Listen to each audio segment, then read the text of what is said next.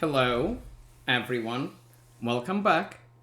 Today, we are going to look at a game in the London, which a student of mine played in person over the board about a week ago. My student won the tournament where this game was played, and this was a game which clinched him that victory. His name is Alvin. He just crossed 1700 USCF, and he's really good. And we give you the London. d4, knight f6. His opponent, by the way, is rated in the mid 1500s. USCF, his quick rating has gone up as high as 1700s, so his opponent is quite good. We got bishop f4, d5. Alvin builds the pyramid, e3, c3. c5, black challenges. c3, we reinforce the typical London setup. And black plays a somewhat unusual move, bishop f5.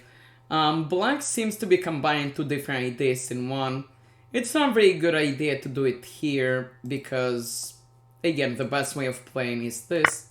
And the point is we can bring our knight here with tempo.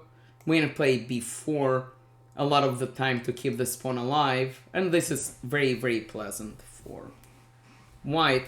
Alvin played a different way, which is also good. It's not as good, but it ends up creating a very instructive game. He played queen b3, attacking the pawn. The best way of defending it with the queen c8. Queen d7 is less good because it gets into the knight f3, knight e5 world. But black decided to play queen b6, which is a mistake. Because Alvin now takes, and the problem for black is he cannot take back because he will lose this pawn. So what does he do? Well, his queen is attacked, so he trades queens. Takes. Now Alvin opens up his rook. Black develops the knight. He wants to go e5. So Alvin stops it. Now this knight is pinned. After e5, we will just take that pawn. Black plays e6, opening the bishop. Pawn b4. White defends the pawn. We have a pawn snake. Kind of fun. Black wants to castle, so he plays bishop e7. And now Alvin simply develops the knight. There is nothing special. We have a big advantage. We have an extra pawn.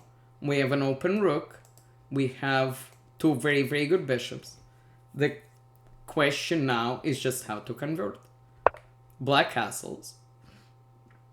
Now, Alvin comes up with a very good idea. Normally, you don't want to trade your bishops for knights, but this position is closed. After Alvin takes, this pawn on c6 will become weak. So, Alvin took, and now this knight is coming to d4. So takes, and we got knight d4, attacking this pawn. Black defends, but now black has a problem. He has two weak pawns, and they have to be defended by rooks. Alvin can improve, and his move is very simple. He gets rid of the bishop. This was a good bishop. And we can bring our next knight maybe here, maybe here, maybe here. All of those squares are good. Black takes back. Alvin brings in his knight. Makes sense. Knight d7 by black. Not entirely clear what that does. Alvin continues his adventure. And black plays g5, which was the point of moving the knight, but this does not have a long-term goal. It just attacks our bishop.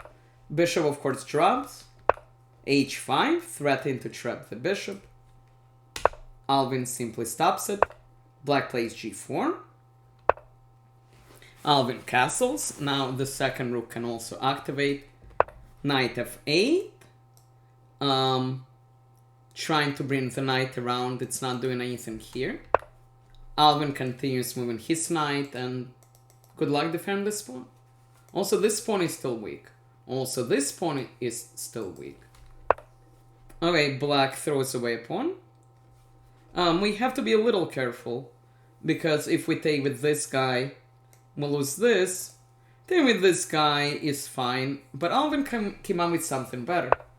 He plays knight f5, attacking the bishop. If black takes, we take, and then we pick up the rook.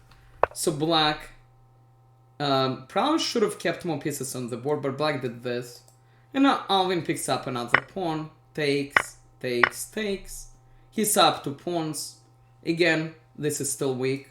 We can potential double rooks, which is nice. f5 doesn't really do anything. Alvin just consolidates.